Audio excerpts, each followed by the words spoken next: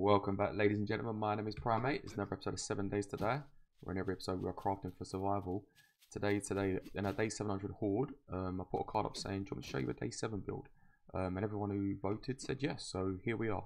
Taking a week to come, and so we'll get straight into it. So step number one is actually marking out your structure. So let's say, for instance, we're starting here. We want to count over 5 blocks, so 1, 2, 3, 4, 5, and that's where you'll place your next pillar. I've marked it already, but I'll go through it with you. So again, 1, 2, 3, 4, 5, and then so you place another one, and they'll be the same in the middle. 1, 2, 3, 4, 5. You place 1, 2, 3, 4, 5. Place. So you get the idea.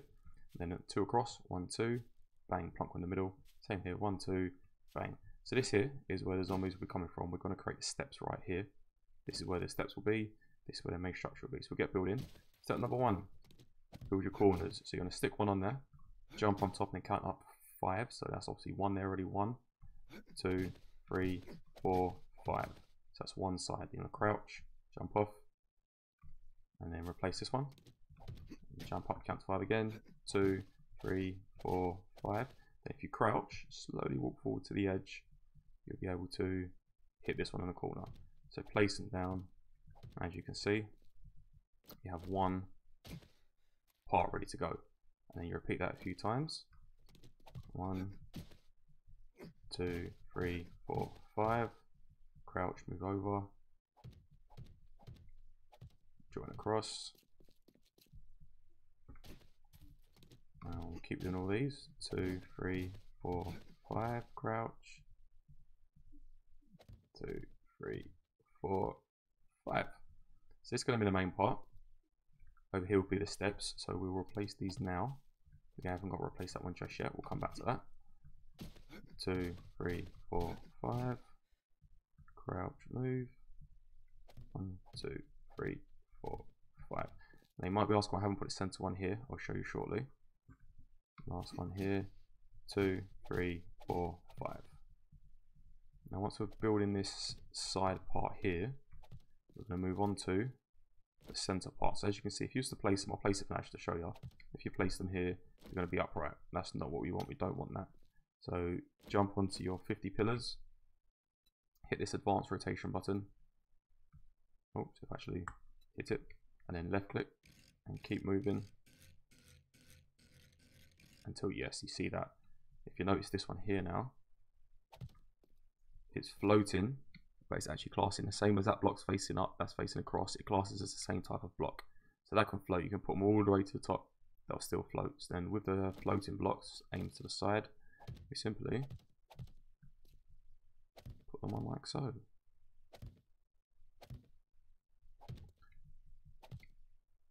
Okay, so once you finish building, step 1 will be complete. This is what it's going to look like. We kept the blocks on the outside the whole way around, with the 50 pillars sideways on the inside. That's step 1 finished. Now if you check out over here, I'll remove these blocks quickly. Remember this first block we had earlier? This is going to be a center point where they're going to come in. So if you count out 3 from there, 1, 2, 3. Now this 4th one here, this is where your steps will start, leaving a bit of gap. So let's quickly jump up. 1, 2, 3, 4, 5. As you can see, this is now in line with your structure over here. So once again, we move this into advanced placement. Oh, done it wrong. I'll quickly get rid of that bit. Like so. So as you can see, we've got 1, 2, 3, and that's where the top step's going to be. All we need to do now is expand this, so that'll be 3 wide. So that'll be 1, 2, 3. Actually, I'll quickly do it here now. Crouch. Let's make these stairs while we're here. Now, if you're wondering why we kept it as stairs and not as ramps, the zombies actually jump upstairs. So they'll jump, move forward, and it slows them down. It makes them sure they can't run straight up to you, and gives them lack of access, which is always a good thing. So yeah, here we go. This is 1, so we're gonna make it 3 wide. So we'll just go 1, 2, 3. Oh, why have we thrown? Oh, got a bit lag there. 1, 2, 3. So as you can see, we've got it like that, and then all we do is we repeat the stairs on the left and the right. And last one, there we go. So as you can see, 3 wide, it'll jump, jump, jump, jump, jump. We've got a couple of spaces to jump down here, and then all this time to fall down. So as you can see, that's step 1 and step 2 complete. Move on to step 3, which will be your main cage. So that's going to be over this area here. Let's quickly jump over there. It can be built in many ways. The way I think will be the easiest and best way to do it is have the rear out of wood, because they can't get to there, they're not going to attack there, and have the front out of flagstone. So that's what we're going to go with today. So I'll quickly get some of the structure up. So again, you want to go a little bit up, a little bit higher on the corners. Oops, there you go. On the corners, and actually the front we want as flagstone, don't we? So let's get 1, 2, 3. Yeah, 3 should be enough. 1, 2, 3, and straight across is 3 also. Now this whole structure at the back here, this can all be wood. You can have arrow slits and stuff in the corners, but if you just want to save a little bit of resources, I won't worry about that. I'll just go straight in and build the whole thing up out of wood frames. Let's get that done. Okay, so once the front and the rear is finished, what it's going to look like, not the best look out on camera, but I mean it works nonetheless. So no vultures can get you. That many vultures anyway, so you probably won't even need the roof, but just in case, have a roof, and that's that over there. So for the front, what we're going to do is we're going to use flagstone poles, and then if you check it out over here, once again advanced rotation, we'll make use of it. We want to switch it around to there. So it's actually, let me get the axe out. So it's in the top right hand corner of this block just here. And then for the top block, we want it in the bottom right hand corner just there. So top right hand corner, bang. As you can see, that classes as a block. Oh, that classes as a block here and a block here, but it's actually just 2 rows of poles. So let's quickly bang these in here. And then we will copy rotation for this one. So hold R, copy rotation. That one, and that's a bit cramped, it's a little bit hard to see, but it's all for a purpose. There we have it. This is basically going to be a structure. To get in and out, you can pop the side. You can, come through the top like this. Let me quickly show you. So what you could do, for instance, is have a block here and a block here. Jump up and then fall inside and close yourself back in again, and then pick up and pick up. And then we'll be here with our clubs hitting them from the top, or our bow and arrows, just basically give them what for as they come. And that will bring us on to step number 3. So step number 3 is pretty simple. It's basically spider defense. So all we're going to do is use a single wooden block on each and every pillar on every side in which a spider can get up. There probably won't be any spiders on day 7. If you're playing 2-hour days, quite possibly, or if you're pretty good or you're grinding quite a lot of the game, you get high level, then you may have spiders on day 7. But as you can see, all we've done is, we'll move it for a second. So this block here, a spider can basically run up the corner, run up the side of this block, and up he goes by putting that there. The spider just can't get up. It's really that simple. And we put that on all the corners. We'll even put it at the front here, just to ensure that they're funneling through the front. That is as simple as you can get for a day 7 spider defense. It's very simple. I suppose after that, you could really just you could make do with that. You could fight Horde right now with this, no problem. But what we're going to move on next is step number 5. Okay, step number 5 would be spikes. We don't want to cover the front, as you said before. If we was to put spikes right here, they won't go past them. They'd see them as a block, I believe. They never used to, but I think they do now.